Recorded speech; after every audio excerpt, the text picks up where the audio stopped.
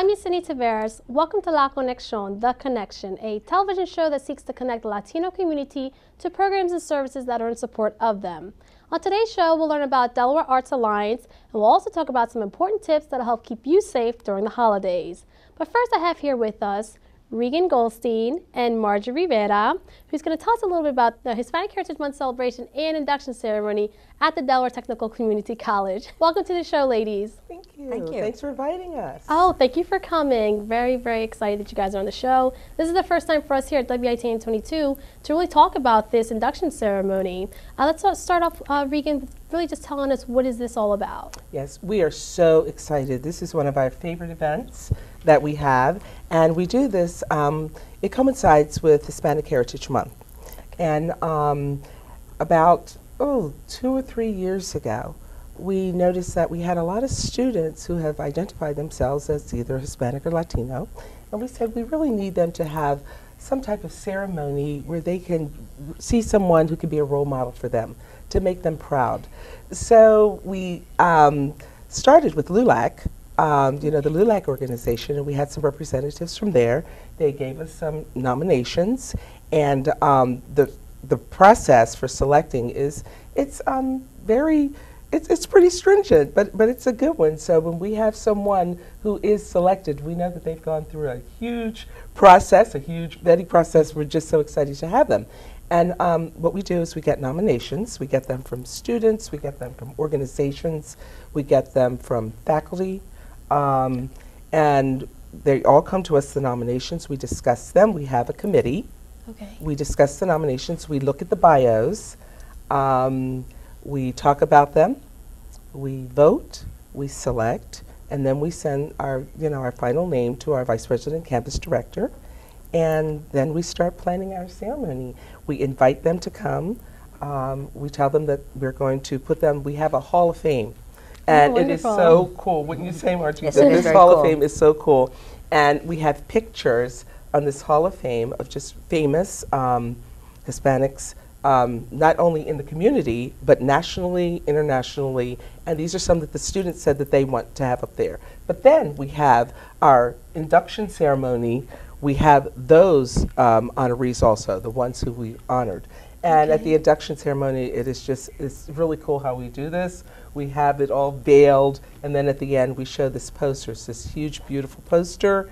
The posters are written in Spanish, and they're written in English, and we do this bio of the recipient. And what we try to do is we try to focus on people who have really affected change in the community, in their communities, and in Newcastle County, and in throughout Delaware. But we've really focused on Newcastle County because we have 25% students at Delaware Tech at Stanton Wilmington who have said that they are Hispanic or Latino. We want to give them something, and that was one of the reasons that we focused just on Newcastle County. So there was definitely a need, it sounds like, at Delaware Technical Community College with Hispanics, the amount of Hispanic students enrolling, it was increasing. Exactly. And so this is something that really gave them the opportunity to see, like you said, one of our own in the community really excelling. And can you tell us a little bit about the visual of what really took place on the actual induction ceremony? Absolutely. What we do is we have introduction, we welcome the whole community, and our recipients, and Margie gave us a list of some people who she would like to see there. It's family, it's friends, and then of course we threw in some surprises, like the whole Spear School. They did some singing. This is a time that the students actually plan this, and this is a time, it's their day to show the culture. So we have food, and we love the food. It's from different restaurants that the students have identified.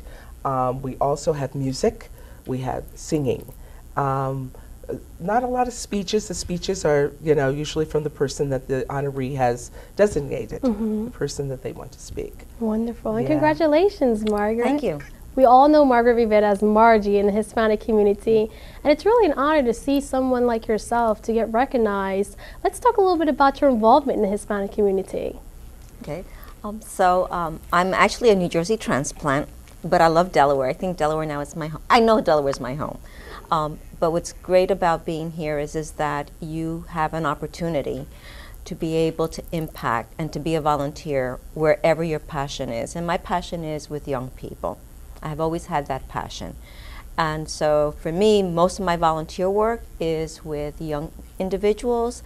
They're Latinos for the most part, but we service a lot of different students that just need our services and need someone to guide them and to help them.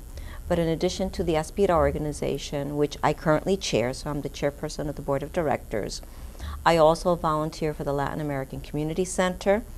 I have a passion also for senior citizens, so a lot of the work that I've done with the LACC is about supporting their efforts around providing nutritional information to seniors, hosting holiday events. Last year we did a meditation exercise, we did a little teaching of yoga, and then we treated them to healthy foods. And it's just, they were thrilled. In fact, we gave them tips, and then they walked away with the tips, and they started their own sessions on meditation, just with a little bit of practical information. I also am an avid proponent of good health and healthy lifestyles. And so one of the organizations that I've been really closely aligned to has been Latina Saludable. So it is an effort really spearheaded by Christiana Care, by the Delaware Breast Coalition. AstraZeneca is a partner in this.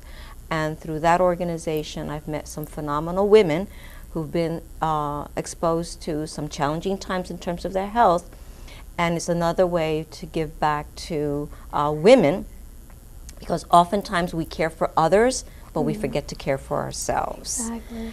And lastly, well, I shouldn't say lastly, part of the work that I've been doing with Aspira is that we service a lot of students that are out of status. Okay. And they bring, unfortunately, some other challenges, not through any fault of their own, into the process. So the organization Aspira and some of the people that I work with as volunteers have really put a stake in the ground. So we form part of the Dreamers. We ensure that at least information is available to them. I have an incredible board that provides pro bono work for the families.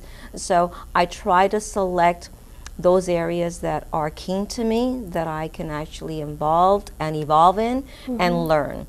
But at the end of the day, it's what you give forward. Right. Because I think that sometimes it's not so much of what you give forward as what you get back.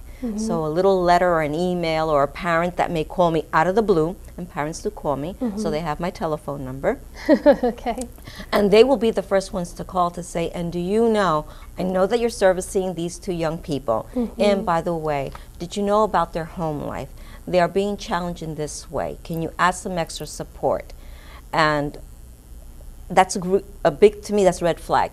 Oh my gosh, really? I didn't know. Because there's a line that you cross, so you want to make sure that a young person is comfortable in talking with you.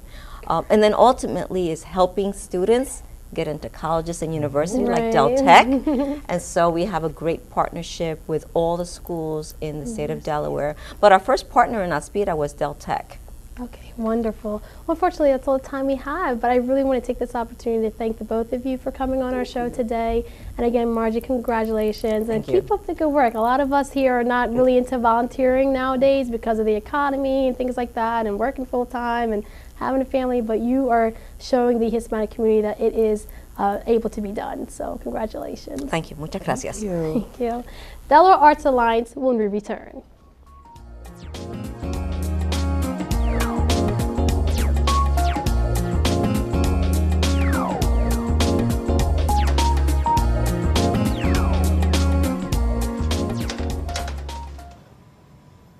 No están nada mal. ¿Y qué tiene de raro?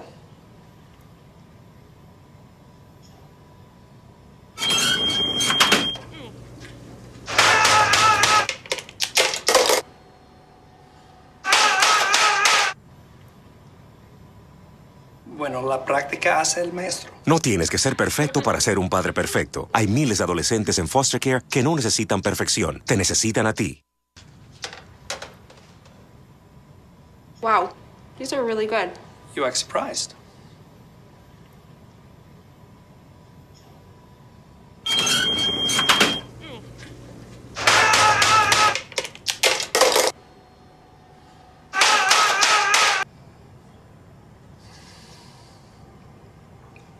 Practice makes perfect. You don't have to be perfect to be a perfect parent. There are thousands of teens in foster care who don't need perfection. They need you.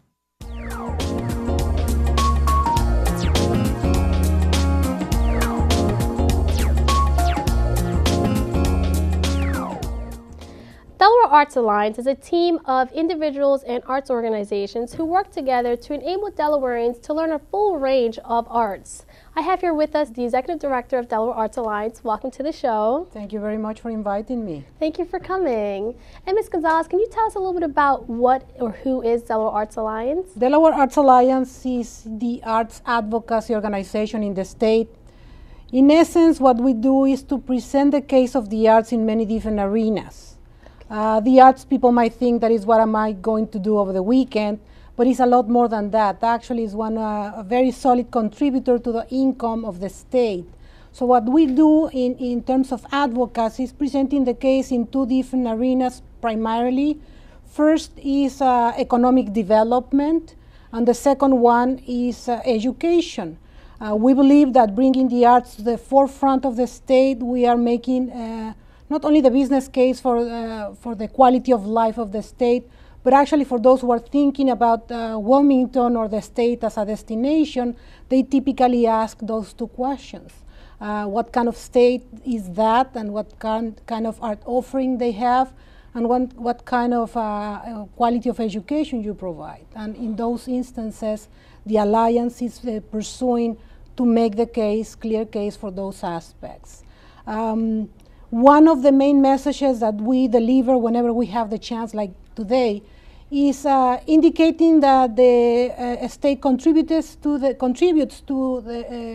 arts contribute to the state $143 million. Is the 10th largest employer of the state. It gives back to the state $9.9 million. And if you think that the Delaware Division of the Arts, which is a close ally of ours, gives to the state 1.7 million in terms of return on investment, you can clearly see that the arts contribute clearly to the well-being of the state in many different aspects. So we do a lot more than programming. We support the arts, and I have members that are across the disciplines. One of our members, just to mention somebody, is Joan Balingui, the poet laureate of the state of Delaware. Organizations all over the state, Rehoboth Art League, the Show Arts Center, the Biggs Museum, Delaware Center for the Contemporary Arts. And if I begin naming each one of them, I'm not going to finish. The Grand Opera House. So there's a plethora of artistic expressions in the state that people need to know, and beautiful assets that when you think about what I'm going to do, it's just a matter of taking a look and just adventure yourself in different aspects. Right. And you might have more than one thing to do over the weekends. And you mentioned membership. How can one get involved with Delaware Arts Alliance? There are two components. We have two types of members. One is individual members, and the other one is organizational members. So it's up to you how you want to be related. We're about to announce good news about those individual members because it's about bringing folks to support the arts in many ways. So the board of directors has decided to do something membership-wise in order to galvanize the troops. So it's up to each one of you how you want to support. But one of the things, because it contributes to the economy of the state, it is important for each one of us to attend events that happen in Delaware. You don't have to go anywhere else to really support the case of the arts, and we strongly suggest people to attend whatever they decide to attend, but always Delaware, and particularly in this case, Wilmington. And do you have kids involved? Because there are kids who start at Not early directly, age. but I have members that have many programs that take care of the kids during the day, after hours. So we don't give programs. We are not that kind of organization because somebody has to work as an overarching, unifying voice of the arts, and that's exactly what we do. Y no hay mucho tiempo, pero si quieres decir algo en español, puedes decirlo ahora. Justamente la alianza busca talento latino que sobra aquí en el estado, de manera que lo que hay que hacer es, como ha sucedido en otros casos, miembros llamarnos ir en línea, unirse a la causa, porque al final del día lo que queremos hacer es demostrar talento latino que hay mucho en todo el estado, de manera que esta es la oportunidad para ellos para unirse a un movimiento que va más allá de estrictamente ellos y poder demostrar dentro de Delaware que hay mucha más capacidad latina que la gente puede pensar. Talento hay y sobra. Y en español, ¿qué son los beneficios? No hay beneficios en términos me dan un newsletter cada X tiempo. Es acerca de hacer el caso para las artes, donde al final del día nos beneficia a todos dentro del Estado. No nada más a un solo individuo, pero a todos. Wonderful. Thank you so much, Ms. Gonzalez, for your Muchísimas time. gracias. It was wonderful to learn about Delaware Arts Alliance. Thank I really you. Thanks for the appreciate your opportunity. presence. I appreciate that. You're welcome. Stay tuned. When we return, we'll talk about some holiday tips that you need to know.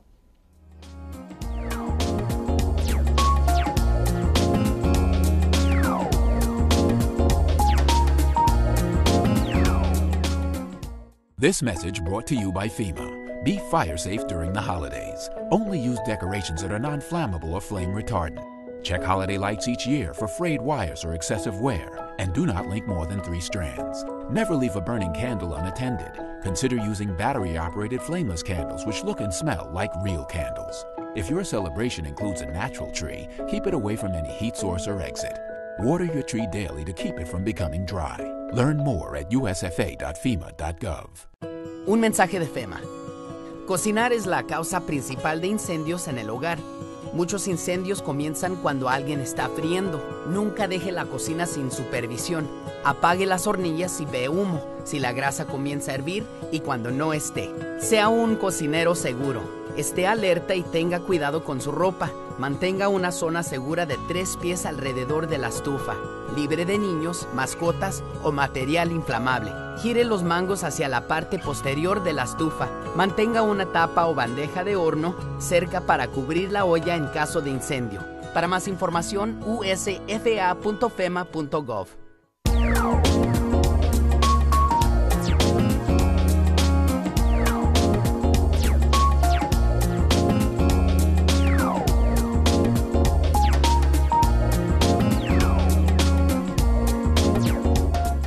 The winter holidays are a time of celebration, and that means more cooking, more decorating, more entertaining, and an increase in fire.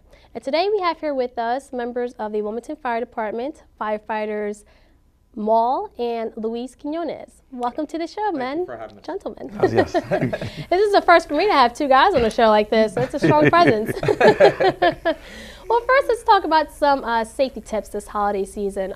Christmas is coming around the corner, and what are some of the things that we need to do? We need to know about, let's say, a wet tree and a dry tree. Well, one of the things people want to look out for is the tree, the color of the tree. You want to make sure it's green. When you go to pick out your tree, you want to make sure that none of the needles are falling off when you get it from the lot if it's a fresh tree. And when you get it home, number 1 is you have to water it. That is one of the biggest problems we have with Christmas tree fires is the dryness of the tree. You want to make sure it's watered just about every day. You have to get up underneath there and make sure that it's properly watered. You also want to make sure that the lights on the trees, you have no faulty wiring. You want to test the lights beforehand before you put them on the tree, just for that fact, so that no fires start in that manner. How about the trees nowadays that come with lights already inside it, or you don't have to really worry about putting more on there? Is there something to be concerned about or look for in those type of trees? Most of those type of trees, the same way, have to watch out for the faulty wiring. From year to year, just making sure when you repack the tree after you've used it the following year, taking it out, making sure, like you said, that you have no wires that are frayed and everything's working properly. Of course, with those, you don't have to worry about the watering, and they're making them nowadays where they are fire resistant. But like I said, you still have to watch the wiring. Quiñones, ¿puede decir en español la diferencia del wet tree and dry? Sí, la diferencia es lo que está diciendo ahora para esta época de las Navidades. Se compra mucho árbol natural. Lo que él estaba diciendo es cuando compras un árbol natural, tienes que estar pendiente de que el árbol no esté seco, que sea un árbol que esté fresco. Otra cosa también que las personas no toman en consideración es que al árbol natural hay que tenerlo en agua. Especialmente entonces nosotros, las actividades de nosotros, las navidades para nosotros son más extendidas que las del americano. porque nosotros celebramos el Día de Reyes y después ponemos como excusa las octavitas. Pues obviamente nosotros mantenemos la decoración por más tiempo que las personas regulares aquí en América. So, por lo tanto, hay que tener consideración eso. Lo que él dice también es cuando uno va a poner la lucecita, asegurarse de que no hay ningún cable expuesto, que lo chequee antes de ponerlo en el árbol. También otra cosa que tiene que checar las extensiones, que la gente usa extensiones baratas y a veces la capacidad de la extensión no es la que se requiere para todas las cosas que uno va a tener conectadas a ellos. So, esos son problemas que hemos tenido en anteriores situaciones, ¿tú entiendes? And for the both of you, getting into the spirit of the holidays, candles is something that a lot of us like to use and put around the house. Yes. What are some of the dangers in that? Well, one of the things you want to make sure is you're keeping them away from like curtains, anything that's flammable. I know there's a lot of people out there that follow different holiday traditions, different cultures. But the number one thing is you want to make sure that those candles are kept away from anything flammable. You want to make sure they're properly placed where children can't bump into them, or even adults. If you're having a party at your house that evening, you want to make sure they're in a place where they can't be tipped over and they can start some type of fire. You want to make sure that they're out properly before you leave. If you have to go to a family gathering, or even when you go to bed in the evening, you want to make sure all the candles are out properly and they're not still burning before you go to bed at night. Yeah, something else too, they got pets. Because sometimes, like, the dogs, especially, like, if they get excited, they start wigging the tail. And next thing you know, they might tip something over, and that could cause a fire. Or the cats, too. Cats jump up on a lot of things also. Right. ¿Y puedes decir la misma información? En sí, él también lo que estaba diciendo es que para las velas también es un problema grandísimo que tenemos. La localización donde se va a poner la vela se tiene que considerar que no tengas cortinas, que no tengas productos que son flamables, que se puedan incendiar inmediatamente, que no estén al alcance de los niños. Los niños a veces ese tipo de colores, hasta el color de la misma llama de la vela, llama la atención. Si ellos no tienen conocimiento, lo pueden derramar, entonces coge la cortina.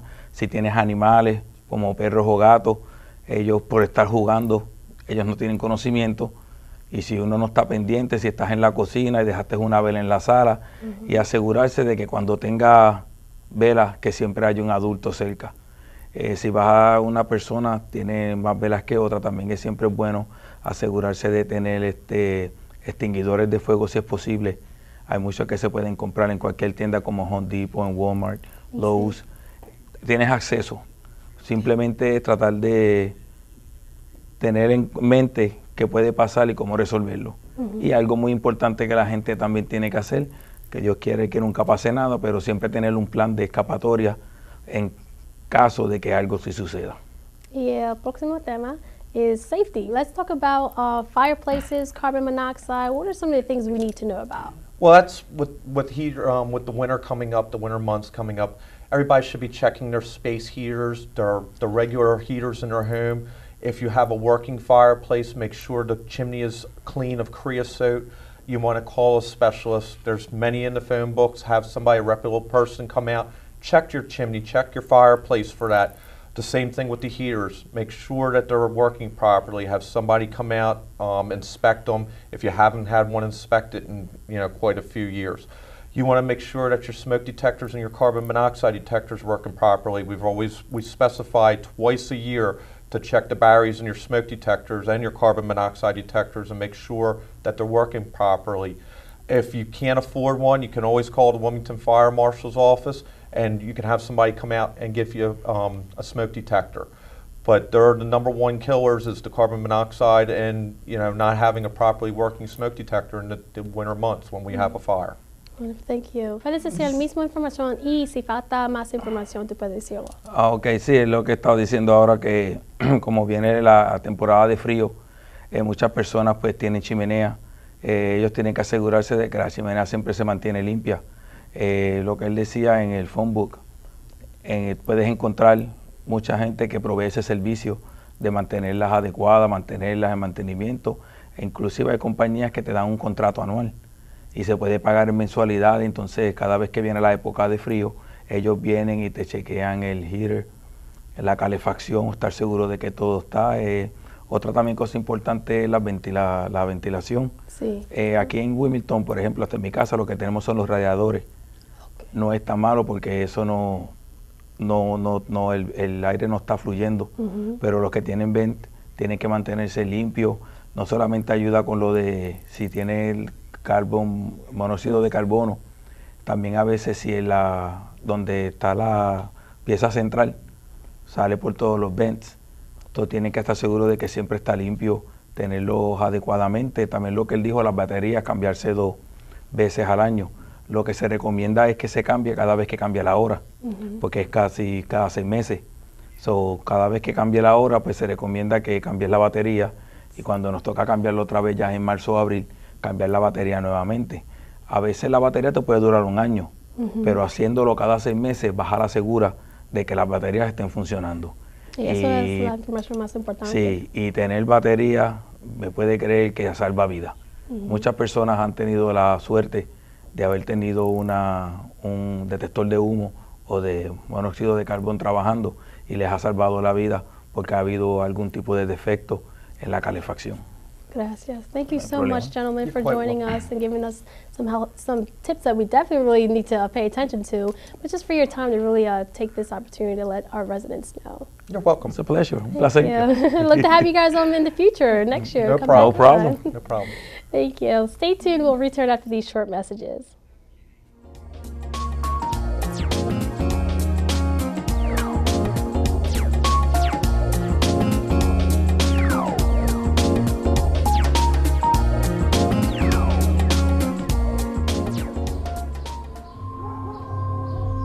No es su nuevo grupo de amigos. No son los videojuegos. No es el barrio. Mamá, tengo que ir a la escuela hoy. La mayor amenaza al futuro de sus hijos podría ser usted misma. Cada día que faltan a la escuela, incluso a la escuela media, pone en peligro su graduación. It's not his new group of friends. It's not the video games. It's not the neighborhood. Mom, do I have to go to school today? The biggest threat to your child's future could be you.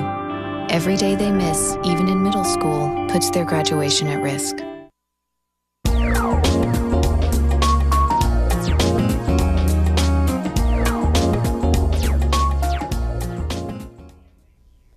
I hope you've been able to take away some important information today, like how the Delaware Technical Community College continues to recognize Hispanics here in our very own community, and how Delaware Arts Alliance continues to advocate for the arts program here in Delaware. I'd like to take this opportunity to thank the Wilmington Fire Department for letting us sit here and speak with Firefighter Maul and Quinones, and I hope you've been able to take away some important tips that'll keep you safe during the holidays. On behalf of all of us here at WITN 22, I'm Yesenia Taveras. Thank you so much for watching and have a great day.